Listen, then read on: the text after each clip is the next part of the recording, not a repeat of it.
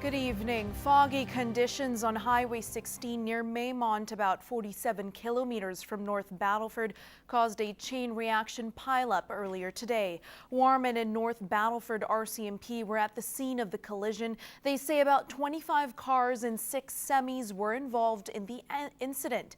The highway was closed for a few hours and several people were taken to hospital.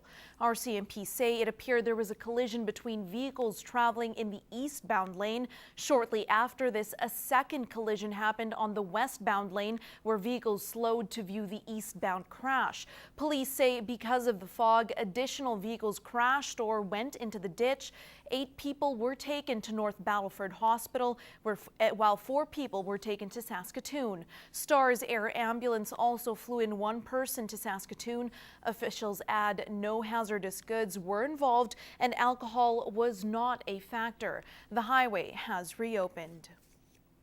More than 1,000 people lined the streets in Cold Lake last night to wait for Jolly Old Nick. Many floats rolled down the main street for holiday revelers. Fraser Snowden was there and has more.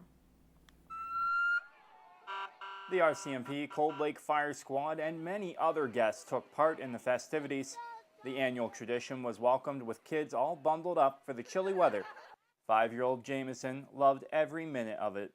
My favorite part was about the parade is touching candy. Did you get lots of candy? Let's see, where did it all go? It goes in Mom's purse. Jameson's mother, Chase Reed, has made it a tradition to come to the parade, this being their 5th year. She was surprised Jameson was more concerned about the candy. We got a ton of candy, yes. Jameson was, I think, most excited about the candy, more so than Santa Claus, which is a little odd, but yeah, it's all good. Santa appeared at the end of the parade. He also showed up at the Festival of Peace for children to visit with him. This is an event to help raise money for the Dr. Margaret Savage Crisis Center through various auctions, including decorated Christmas trees. People bidding and on the silent auction items, all the auction items are donated. So the generosity of the community is overwhelming. The event had many activities for the kids to enjoy and was made possible by a range of sponsors throughout the community, including their platinum sponsor, Synovus Energy. In Cold Lake, Fraser Snowden, Newcap News.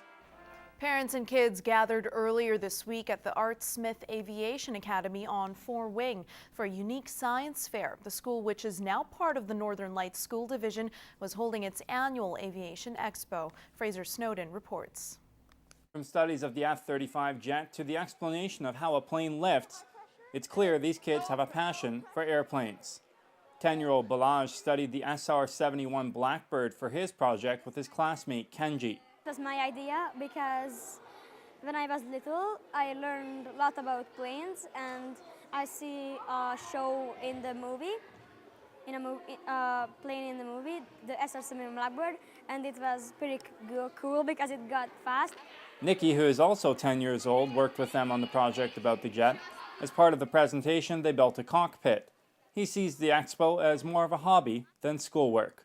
Really fun and interesting. You get to learn a lot about different airplanes and events that happened, and research from other people. Principal Ron Yun says this is the very reason why this school is so unique. And it's on days like today with the Aviation Expo that really highlight and showcase why we are an alternative program and the focus that we have on aviation and on the military. Grade 8 student Jade studied the art of flight itself by having kids test flight and compete using paper airplanes. Like, they can think of how does thrust and drag affect my paper airplane? How does the paper airplane fly? How does it go so high? How does it go so far? It's what we want the kids to think about after they're done making the paper airplanes. More than 60 kids took part in the expo from grade 5 to grade 8.